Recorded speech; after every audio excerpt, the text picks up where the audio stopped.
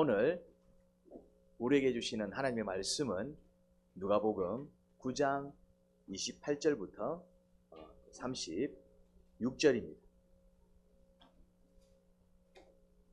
이 말씀을 하신 뒤에 8해쯤 되어서 예수께서는 베드로와 요한과 야고보를 데리고 기도하러 산에 올라가셨다.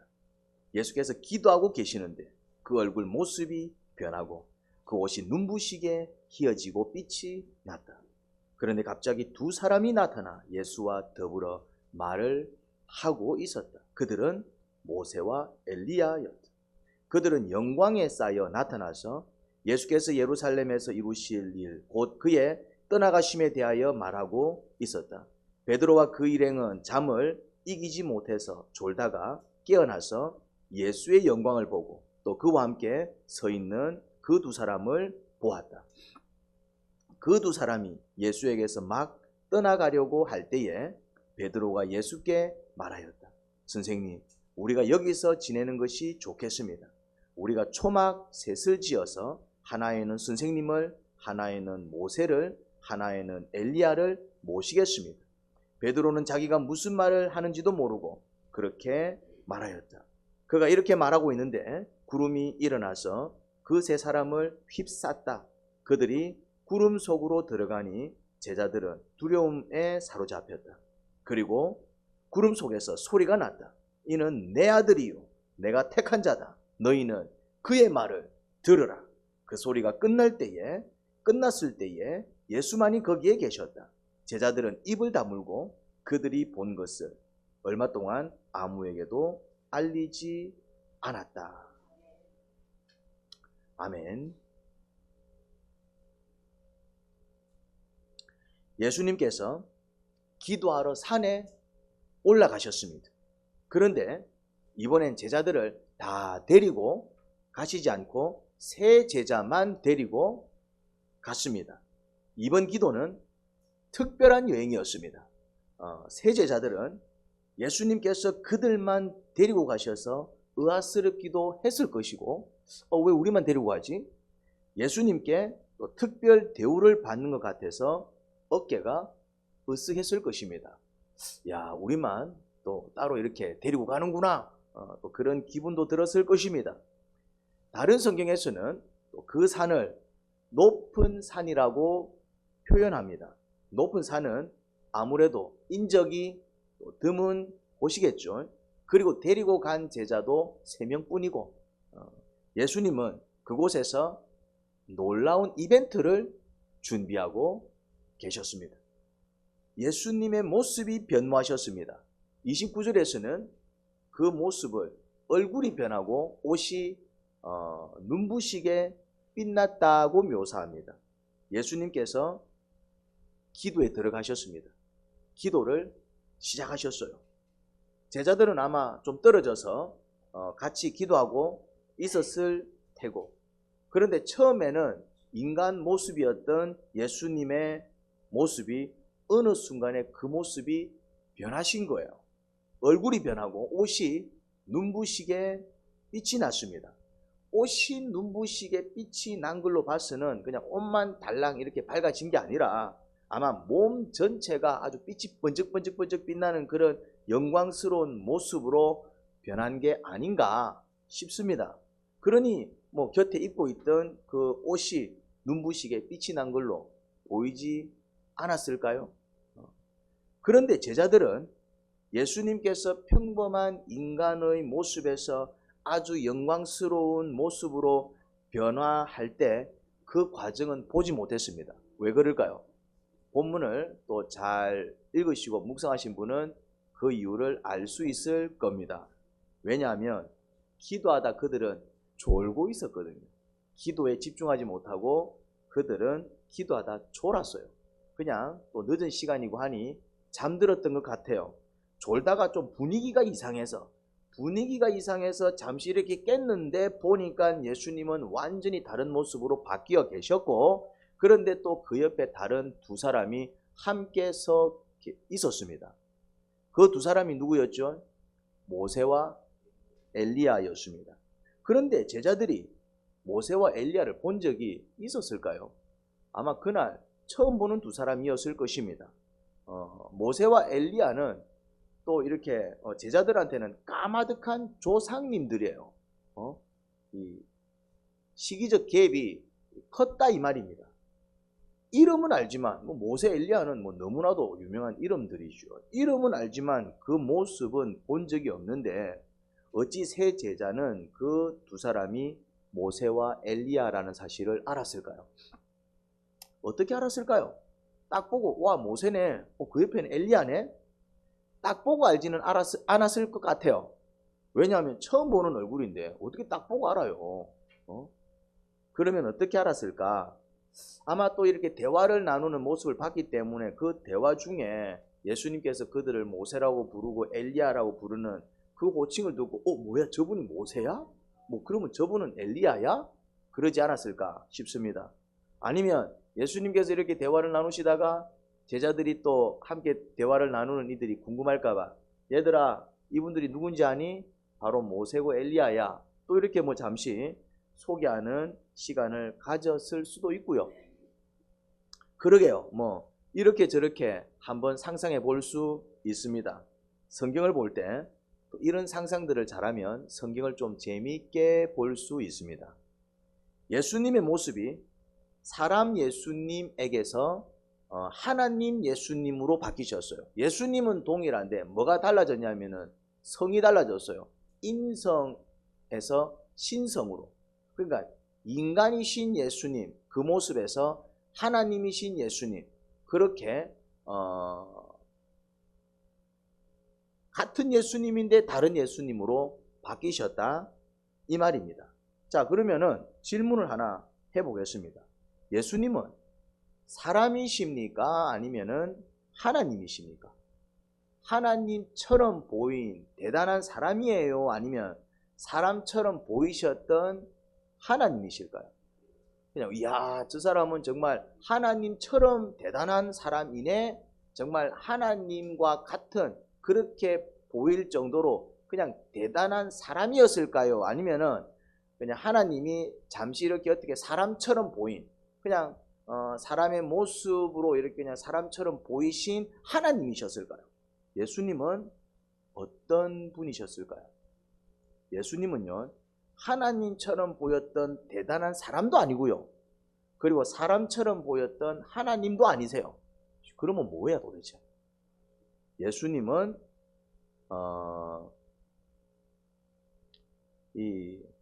어떤 분이냐면은 예수님은 이제 하나님이셨습니다.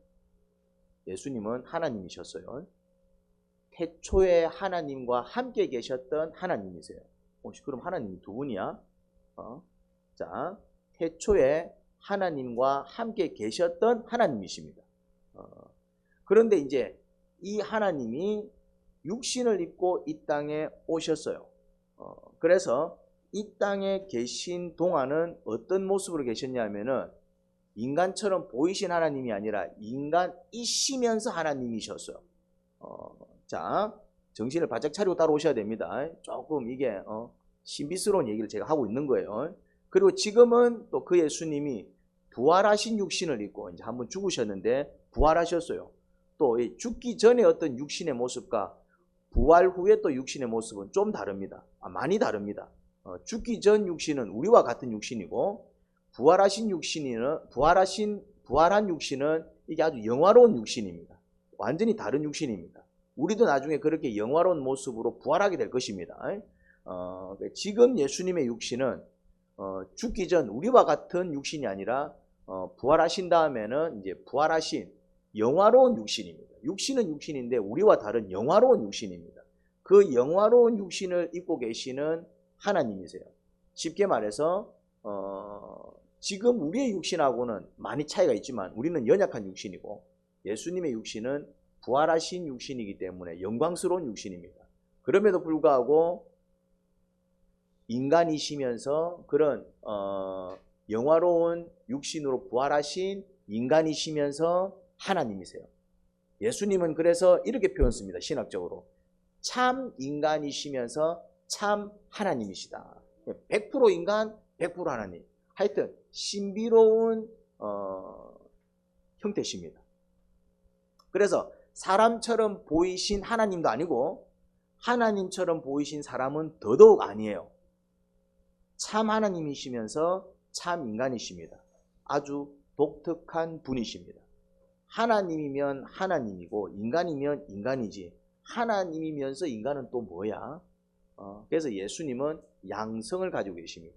이게 예수님의 양성 이론입니다. 양성, 신성과 인성을 동시에 가지고 있는 양성 예수님이십니다.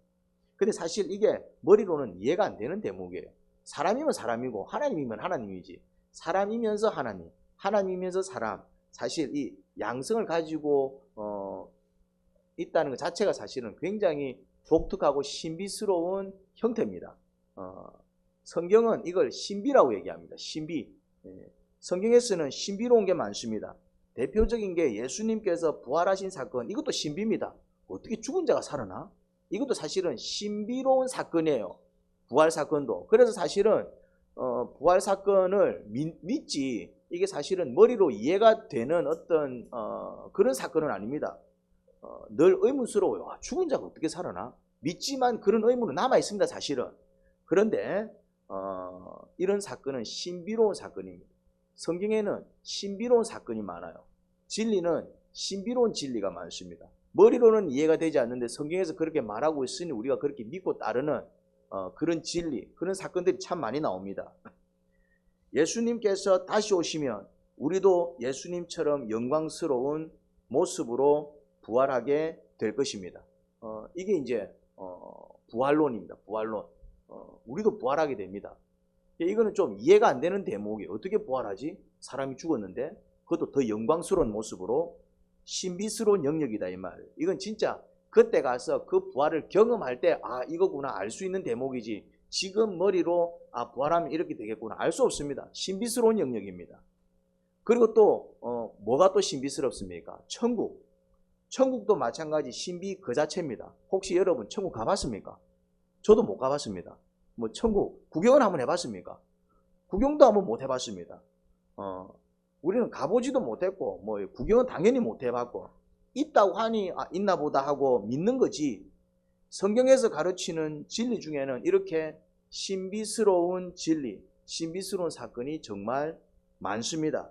예수님의 존재 특징도 그렇지요. 뭐 신이면 신이고 인간이면 인간이지 신이면서 인간 이게 뭐냐 말이죠. 이게 신비스러운 형태입니다.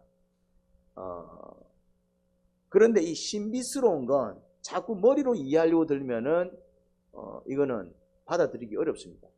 머리로 받아들일 수가 없으니까 신비스럽죠. 내 머리로 이해가 되고 논리적으로 설명이 가능하면 이걸 신비라고 얘기하지 않죠. 신비스러운 거는 그런가 보다 하고 믿는 것입니다.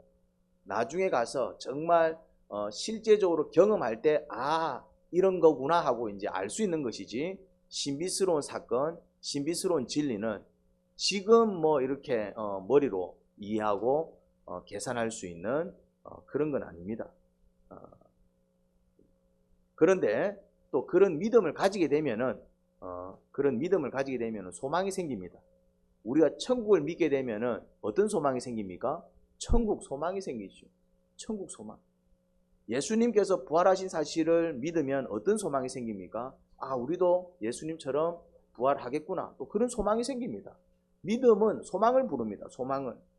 예수님의 양성, 참 신이시면서 참 인간이신 예수님. 참 말이 안 되는 신비 그 자체지만 그렇게 믿고 예수님을 순종하다 보면은 신비스러운 일을 참 많이 경험하게 됩니다. 그냥 주님을 믿고 따라가다 보면은 신비스러운 일을 많이 경험해요. 그걸 간증이라고 하죠. 간증. 할렐루야. 육신을 입고 인간이 되셨던 예수님께서 천상에 계실 때의 그 모습, 하나님의 모습으로 잠시 변하셨어요. 어디서? 어떤 산에서. 다른 성경에서는 그냥 높은 산이라고 얘기하고 있습니다. 구체적으로 그 산명을 얘기하진 않습니다. 지금까지는 예수님은 말씀과 기적을 통해서 자신이 하나님의 아들, 곧 하나님이심을 증명했습니다. 말씀을 통해서 난 하나님의 아들이야. 난 하나님께서 보내셨지. 그리고 이제 하나님 나라를 선포하고 하나님 나라는 마치 뭐와 같아. 그러면서 비유를 통해서 또 하나님 나라를 설명하고, 그리고 또 이제 뭘 베푸면서 기적을 베푸면서 그렇게 말씀과 기적을 통해서 자신이 하나님의 아들이심을 증명하셨습니다. 나 하나님의 아들이야. 너희가 나를 믿고 영접했으면 좋겠구나.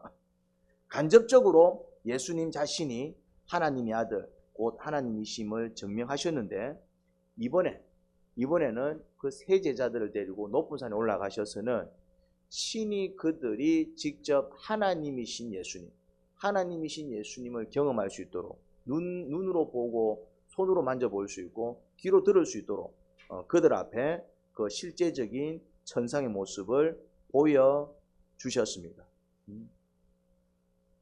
그래서 사실은 예수님의 천상의 모습을 이 땅에서 실제로 본 사람들이 있었어요. 사실은 물론 그 수가 셋뿐이지만, 물론 예수님께서 부활하신 다음에 그 부활체, 그 영광스러운 모습을 본 사람들은 또 그 수가 꽤 됩니다. 그 수는, 여러분, 예수님은 하나님이십니다. 할렐루야. 태초에 하나님과 함께 계셨고 때가 되매 육신을 입고 우리 가운데 오셨습니다. 할렐루야. 이것은 정말 신비스러운 말이긴 하지만 진리입니다. 그리고 지금은 부활하시고 승천하셔서 다시 하나님과 함께 계셔요. 우리가 믿는 예수님은 허황된 공상이 아닙니다. 그냥 공상 속에서 만들어낸 허황된 신이 아니라 실제로 정말 존재하시고 잠시 우리와 함께 하셨고 또 지금은 더 영광스러운 모습으로 그렇게 천상에서 우리를 또 기다리고 계시고 또 때가 되면 우리를 또 맞이하러 오실 그 영광스러우신 하나님이십니다. 누가요? 예수님이. 이제 우리는 이 예수님을 어떻게 경험할 수 있냐면은 영으로 경험할 수 있습니다. 영으로 우리와 함께 하시는 예수님을 경험할 수 있습니다. 그분이 누구시죠? 영으로 우리와 함께 하시는 예수님, 바로 성령님이십니다. 성령님과 예수님은 또 엄밀히 말하면은 다른 하나님이십니다. 하나님은 세 분이시거든요. 예수님께서 아버지라고 부르신 하나님, 그래서 성부 하나님이라고 부릅니다.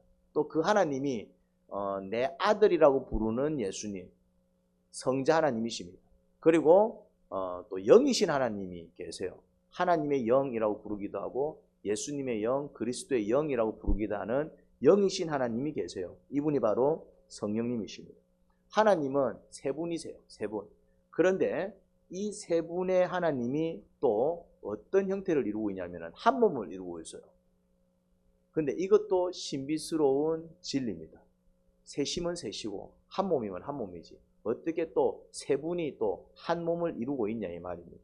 논리로 설명이 안 되는 대목입니다. 역시 이것도 성경에서 가르치는 신비스러운 진리 중 하나입니다. 성령님은 영이시기 때문에 육적 형체는 없습니다. 육적 감각으로는 이 성령님을 인지할 수 없습니다. 눈으로 본다든지 손으로 만진다든지 뭐 귀로 듣는다든지 뭐 이렇게 오감을 통해서 육감을 통해서 이렇게 성령님을 인지할 수는 없습니다. 성령님은 육적 형태가 없기 때문에. 그렇지만 영이신 하나님이시기 때문에 그 영이신 하나님을 감지할 수 있는 기관이 우리 안에 있습니다. 그게 뭘까요? 마음입니다. 마음. 예수님을 감지할 수 있는 감각 기관이 바로 뭐냐면은 우리 마음입니다. 그래서 성령님은 어디에 모시느냐 하면은 이 마음 가운데 모십니다. 이 마음에서 우리는 성령님을 감지하고 인지합니다.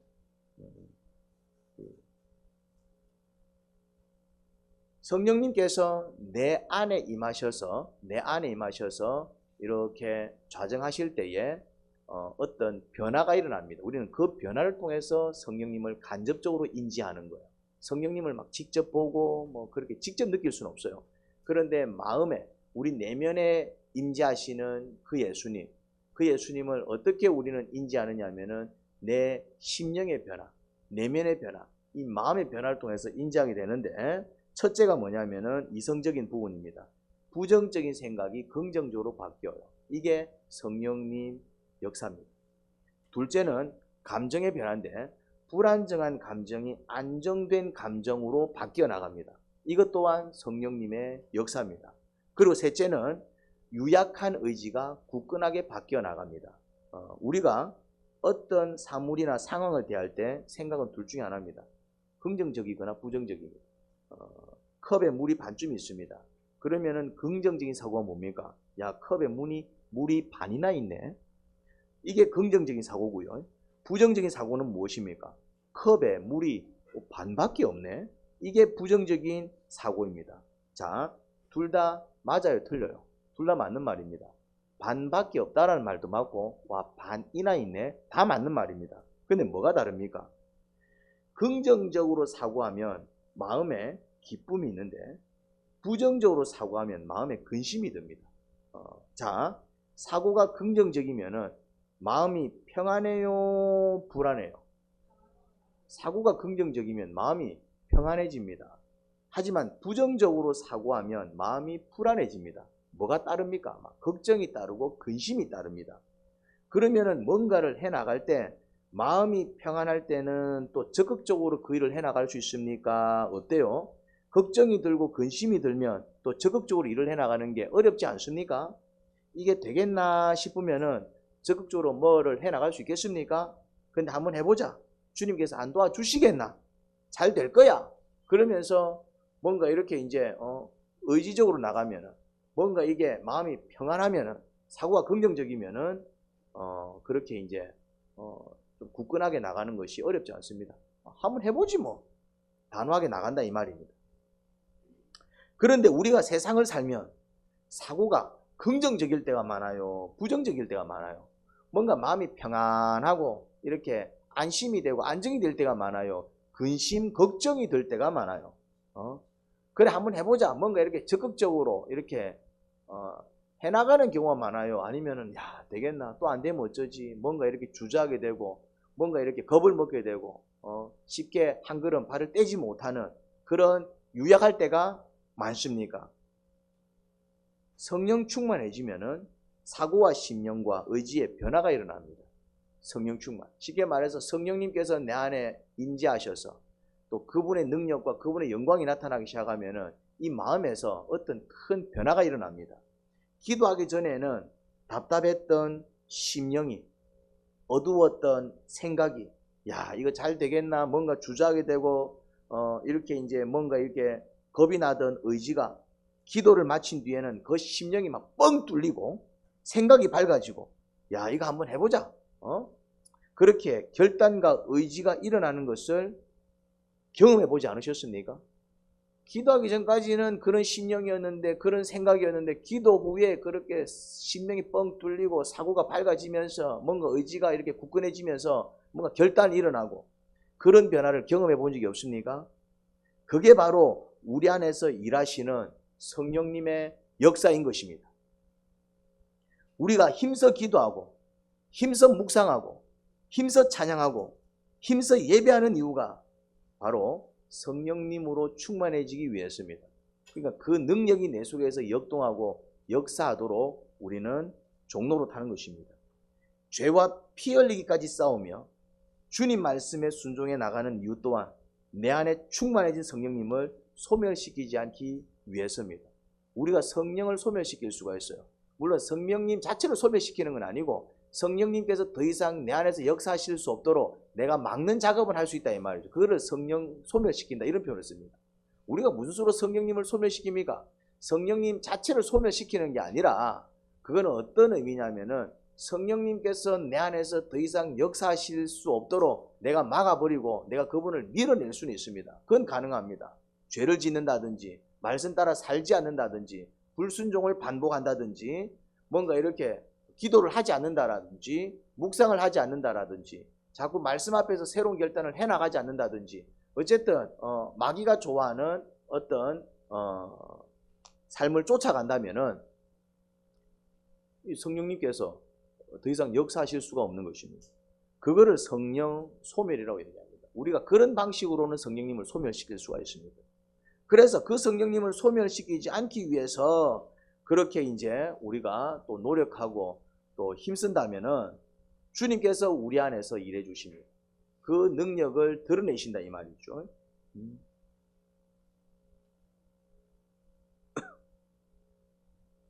그래서 우리는 성령 충만해서 살아가야 하는 것입니다. 자, 제자들이 그들 눈앞에서 신비스러운 일이 펼쳐질 때에 사실은 뭐 하고 있었습니까? 그들은 졸고 있었습니다. 잠을 자는 게 잘못된 게 아닙니다. 잠자는 게 죄악이 아니에요. 잠은 잘 자야 됩니다. 푹 자야 됩니다. 단잠을 자야 사랑하는 자에게 단잠을 주신다라고 말씀하신 예수님. 잠은 축복입니다. 그런데 뭐가 문제냐면은 기도의 자리에서 자는 거는 문제인 거예요. 집에서 잠을 자야지 기도의 자리는 기도하는 곳 아닙니까? 예수님 따라서 그것도 특별히 세 사람만 이렇게 주님께서 데리고 왔어요. 그것도 높은 산에 기도하려고. 그리고 또 그들 보는 앞에서 예수님은 정말 그 신성의 모습, 거룩하신 모습, 천상의 모습을 드러내셨어요. 주님께서 무슨 기도를 어떻게 하셨는지 그런 기도의 자리에서 그런 자리에서까지 졸고 있는 것은 문제가 있는 것 아닙니까? 얼마나 그들의 영혼이 막혀 있었는지 알 수 있습니다. 그들은 정말 그런 자리에서조차까지 쉽게 기도할 수 있는 자리에서조차까지 주님께서 그렇게 변모하시면서 그 영광스러운 모습을 드러내시는 그 기도의 자리에서조차 그들은 기도 가운데 들어가지 못하는 영적으로 꽉 막힌 안타까운 제자였던 것입니다. 여러분, 영적인 사람이 되기 위해서는 훈련이 필요합니다. 훈련이. 목요일마다 기도 은사 훈련을 합니다. 오시기 바랍니다. 기도가 열립니다. 물론 처음부터 팍팍 열리는 건 아니고 훈련을 통하여 영이 열려나갑니다. 영을 열어나가야 됩니다. 여러분, 영적인 사람이 되셔야 됩니다. 성령님과 정말 소통이 자연스러운 사람이 되셔야 됩니다. 주님의 능력이 막 역사하는 사람이 되셔야 됩니다. 그것이 그냥 되는 건 아니고요. 우리한테는 예수님을 믿을 때 성령님께서 임재하시기 때문에 기본적으로 정말 거룩한 삶을 살고 싶어하는 욕구가 일어나고요. 또 그렇게 살아갈 수 있는 기본적인 능력이 다 우리 안에 내재됩니다. 그런데 그것을 계속해서 사용하면 사용할수록 그 능력이 더 역동적으로 바뀌어 나가고 그것을 사용을 하지 않으면은 그냥 그것은 잠재력으로만 남아 있습니다. 잠재력으로만 남아 있을 때는 그것이 큰 효과를 드러내지 않습니다. 그러니 훈련을 통해서 그 잠재력을 자꾸 깨워야 됩니다. 여러분, 이렇게 천부적인 음악적 소질을 타고난 사람도 그것을 갈고 닦을 때 진짜 천재가 되는 것이지, 좀 칠 줄 안다고 해서 게으름 피우면은 물론 비슷한 수준의 사람들보다는 좀 더 잘 연주를 할 수 있을지 모르겠지만은 진짜 천재는 될 수가 없습니다. 우리한테 기본적으로 예수님을 믿으면 성령님께서 임하시고 그렇게 주님의 영이 함께하는 우리가 산영이 되지만은 그건 어디까지나 주님께서 나를 위해서 일해 주실 수 있고 역사하실 수 있는 잠재력을 가지고 있는 것이지 가만히 있는데 그런 역사가 일어나지는 않습니다. 그래서 훈련을 통해서 영을 깨우셔야 됩니다. 내 영혼을 성장시키셔야 됩니다. 힘써 기도의 자리에 나와가지고 자꾸 기도를 훈련하고 그 기도를 쌓아 나가야 되는 것입니다. 그리고 정말 시시때때로 성경을 펼쳐서 읽고 묵상하면서 그 말씀을 쌓아 나가셔야 됩니다.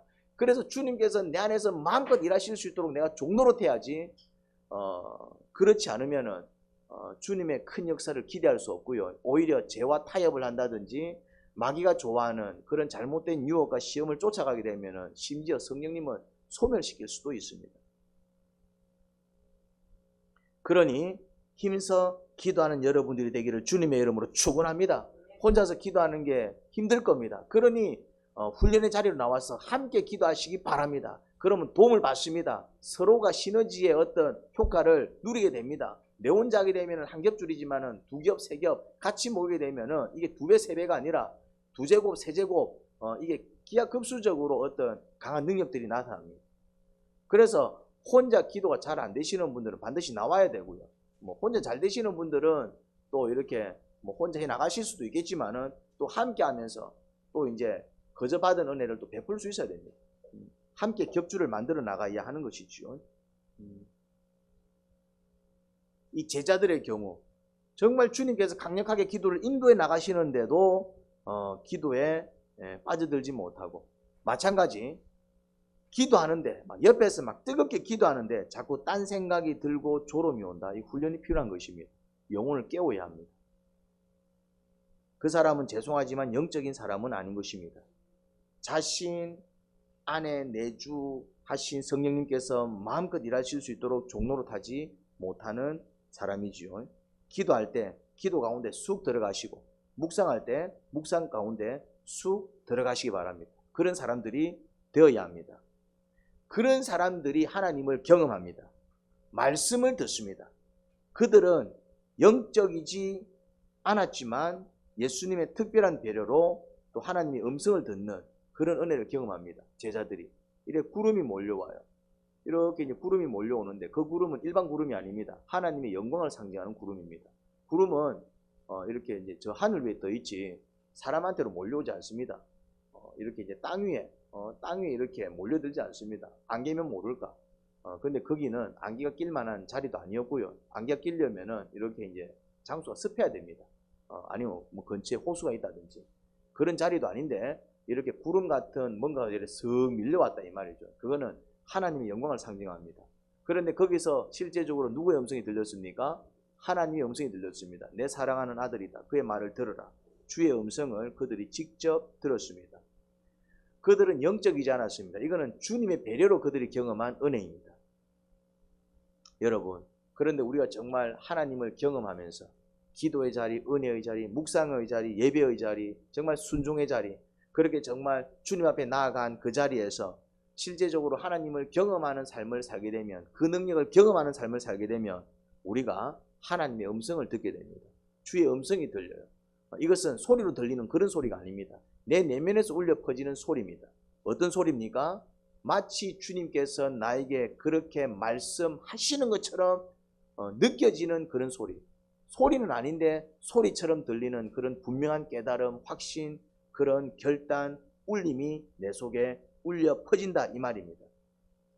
우리도 하나님을 경험하고 하나님의 목소리를 경험하고 그렇게 주의 말씀에 순종하는 저와 여러분들이 되기를 간절히 바랍니다. 그런 인생을 살아야 합니다. 계속해서 설명하지만 기독교는 신비스러운 종교입니다. 사실은 그렇게 하나님을 경험하는 것도 신비스러운 사건입니다. 주의 음성을 듣는 것도 신비스러운 사건입니다. 그리고 정말 말씀에 순종했더니 복이 임하는 것도 신비스러운 사건입니다. 기독교는 신비스러운 종교입니다. 머리로 이해하기 힘든 진리라든지 경험이 가득한 그런 종교예요. 머리로 이해하기 힘든 진리를 한번 믿어보자 결단하며 그렇게 믿기 시작하면 믿음이 자라기 시작합니다. 그리고 그 믿음을 통해서 뭘 경험하느냐 하면 신비스러운 체험을 하기 시작합니다. 신비스러운 진리를 자꾸 이렇게 뭐 좀 이해는 안 되지만은 내가 믿고 나가겠습니다. 그렇게 믿음을 결단할 때 믿음이 자라기 시작하고요. 그 믿음이 어느 정도 자라서 이제 정말 믿음의 삶을 살기 시작하면은 신비스러운 체험을 하기 시작합니다. 주님의 음성이 들리기 시작합니다. 할렐루야. 내 마음을 만져주시고 내 삶 가운데 함께 하시는 주님의 능력을 경험하기 시작합니다. 소위 주님과 동행하는 그 동행의 삶을 온몸과 마음으로 느끼는 그런 체험을 한단 말이죠. 이것을 우리는 하나님을 경험하는 삶이라고 부릅니다. 사실 하나님을 경험하는 삶은 경건한 삶 가운데 가장 최고의 단계입니다. 이 단계까지 올라가야 됩니다. 내 삶 가운데서 하나님을 경험한다. 그냥 하나님을 안다. 뭐 하나님을 믿는다. 뭐 내가 좀 배워서 알지요. 이런 차원을 뛰어넘어서 그냥 삶 속에서 하나님을 경험하는 것입니다. 그 말씀을 경험하고 그 능력을 경험하고 그 역사를 경험하고 진짜 하나님이 나와 함께 하시는 것 같아. 야, 어떻게 이런 역사가 벌어지지? 정말 간증이 쌓이는 그런 삶 가운데로 들어간다 이 말이죠. 이게 바로 하나님을 경험하는 삶이요. 이 단계가 경건의 삶 가운데서 가장 최고의 단계인 것입니다. 이 단계까지 모든 크리스찬들이 나아가야 합니다.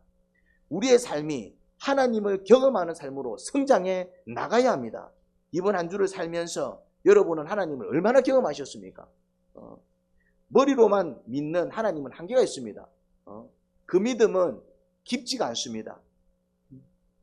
삶 가운데로 실제로 하나님을 경험하는 삶을 살아내야 하는 것이지요. 그런데 그런 삶은 머리로만 하나님을 믿는 사람은 절대 살 수 없고 머리와 이해와 상식을 뛰어넘어 신비스러운 진리 가운데로 들어가야 경험할 수 있는 것입니다. 머리로 이해가 되지 않는다고 자꾸 벽을 치지 마시고 좀 이해가 되지 않더라도 성경에서 그렇게 말을 하고 있으면 한번 믿고 그 신비의 세계로 뛰어들어 보시기 바랍니다. 기독교는 신비스러운 종교입니다. 꼭 기억하시기 바랍니다. 그러니 신비스러운 진리를 머리로 자꾸 이해하려고 하기보다는 믿음으로 믿으려고 애쓰시기 바랍니다. 그 믿음을 통해서 신비스러운 체험 가운데로 들어가시기 바랍니다. 이해와 상식보다 더 강력한 것이 경험입니다. 이해가 되지 않더라도 경험하면 이해와 상관없이 진리인 게 아닐까요? 내가 경험했는데 누가 뭐라고 할까요? 이해는 안 되는데 내가 경험했다는데, 내가 하나님을 경험했다는데, 내가 하나님을 만났다는데, 내가 주의 음성을 들었다는데, 그리고 그 분명한 확신이 있고 또 그 간정이 있고 또 그 생생한 증거가 있는데 이해는 되지 않지만은 아 그래? 그럴 수밖에 없는 것 아닐까요? 그러니까 머리와 이해와 상식을 뛰어넘는 게 경험입니다. 신비스러운 진리는 경험을 통해서 증명하는 것이지 그걸 무슨 수로 설명을 합니까? 나도 사실은 이해가 안 되는데.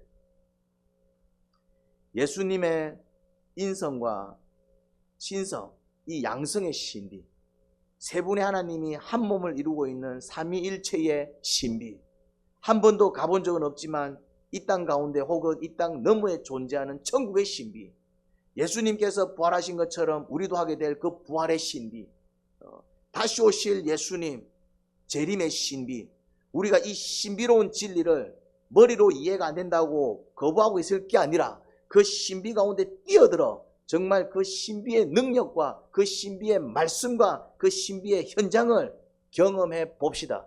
할렐루야. 참 인간이시면서 참 하나님이신 예수님을 경험해 보자고요. 세 분이시지만 한 몸을 이루고 계시는 삼위일체 하나님을 경험해 보자고요. 한 번도 가본 적이 없는 천국을 경험해 보자고요. 예수님께서 부활하신 것처럼 우리도 그 부활의 영광과 능력을 경험해 보자고요. 다시 오실 예수님 그 재림의 신비를 온 몸과 마음으로 체험해 보자는 겁니다. 할렐루야. 하나님 아버지, 기독교는 신비스러운 종교입니다. 모든 게 신비스럽지요. 진리 가운데 신비스럽지 않은 진리가 어디 있습니까? 머리로 쉽게 이해가 되고 납득이 되는 진리가 얼마나 되겠습니까? 거의 대부분은 그냥 믿을 때 그런가 보다 하고 받아들일 수 있는 신비스러운 것들이지 쉽게 이해가 되고 설명할 수 있는 그런 진리, 그런 사건은 사실 성경 안에서 찾아보기 힘이 듭니다. 그러니 주님은 우리에게 믿음을 요구하십니다. 믿음을 보십니다. 우리는 한번 믿어봐야 할 것입니다. 그 믿음의 결단이 믿음의 출발이 될 것이고 그렇게 믿고 나가는 자들이 그 신비한 체험을 하게 될 것입니다.